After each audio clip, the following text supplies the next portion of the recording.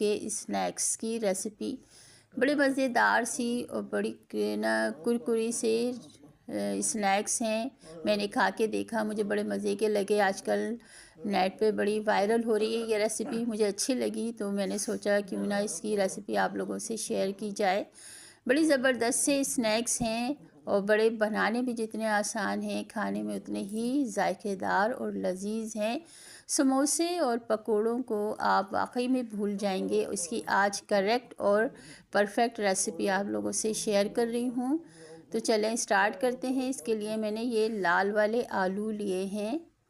ये लाल आलू जो है इसमें इस रेसिपी में लाल आलू का इस्तेमाल होता है, तो मुझे छोटे आलू नहीं मिले तो थोड़े से बड़े साइज़ के हैं, तो इसे मैंने वॉश करके ले लिया है। तकरीबन 800 ग्राम है ये आलू। तो इनको मैं छोटे छोटे पीस में काट लूँगी।